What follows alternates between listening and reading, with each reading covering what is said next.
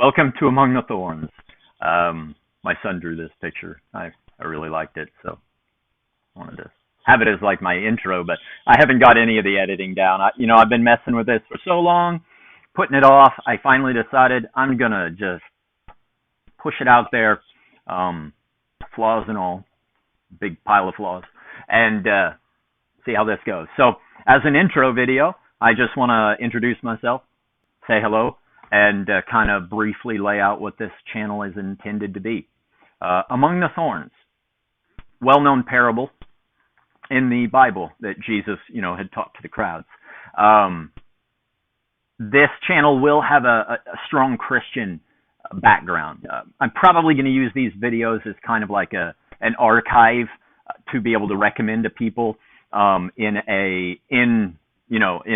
in-person recovery group. And so that's part of it. But also, I really hope that, by some miracle of technology, someone stumbles onto this that can find it useful. I pray that it's so. But anyway, going to that, because I want to just briefly, I want to explain the name. Although it's probably, it could be apparent.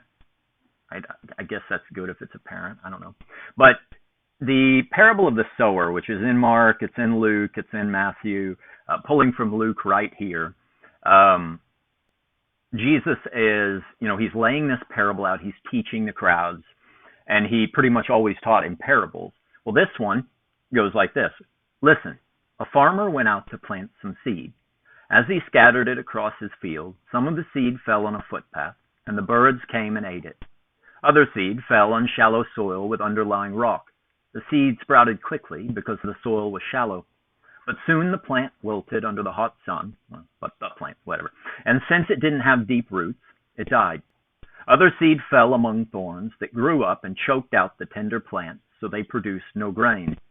Still other seeds fell on fertile soil, and they sprouted, grew, and produced a crop that was 30, 60, and even 100 times as much as had been planted. And then he said, anyone with ears to hear should listen and understand. And so the disciples came to him later. They were confused at times by his parables. They wanted to know what it meant. And so he kind of breaks down, just skipping ahead to when he breaks down what it means. And actually, I'm going to pull from Luke for this one, even though they're all pretty much identical. I like the wording of this. So it said, this is the meaning of the parable. The seed is God's word. The seeds that fell on the footpath represent those who hear the message, only to have the devil come and take it away from their hearts and prevent them from believing and being saved. The seeds on the rocky soil represent those who hear the message and receive it with joy. But since they don't have deep roots, they believe for a while, then they fall away when they face temptation. The seeds that fell among the thorns represent those who hear the message, but all too quickly, the message is crowded out by the cares and riches and pleasures of this life, and so they never grow into maturity. And the seeds that fell on the good soil represent honest, good-hearted people who hear God's word, cling to it, and patiently produce a huge harvest.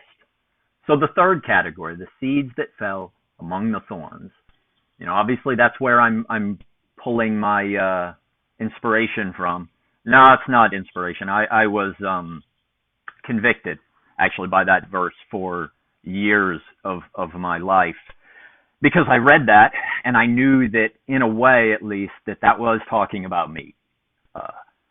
I've been a Christian for decades. I've studied, I've read, I've been zealous, I've served in different capacities, and yet I know when I read that my life is being held back. For a long time it was held back by pornography addiction that I just couldn't seem to shake. Those thorns had grown out and just choked all of the life out of me. I couldn't produce fruit. I couldn't be, a thriving Christian. I couldn't be that fourth category, the good-hearted, honest people, that produce much fruit, because I was too busy being distracted. And so when it says not just the pleasures of life, right, but by the cares and riches and pleasures of this life. And I think one of the other ones it mentions, it says it as the distractions of life. the lure of wealth, the desire for other things, is what it says in Mark. Um, I struggled through that. And I want to be able to help others that have also struggled through that. I want this channel to be a place where we gather together tools, weapons, information to help us cut down those thorns, to burn them up so that we can be more fruitful. Now, I will say that even though this is intended for Christians, I think that a lot of this information will be helpful. There are great places out there, sources like Fight the New Drug, that tackles pornography addiction from purely a secular, non-political, non-religious, and et cetera, worldview, and they're great. And they have much higher production values, and they're really good sources of information. I highly recommend them.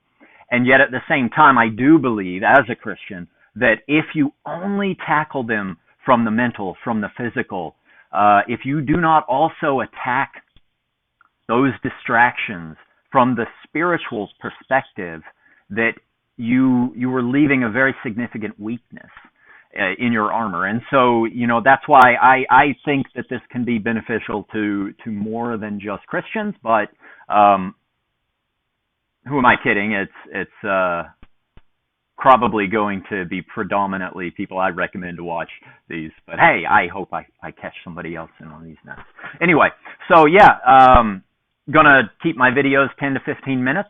I'm gonna be releasing 2 to 3 a week is what I'm aiming for.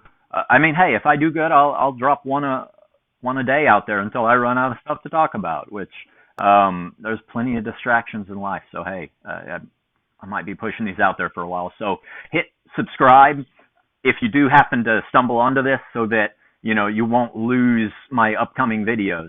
And just thank you for being here. We may be among the thorns, but let's get out of them together, right? Bye.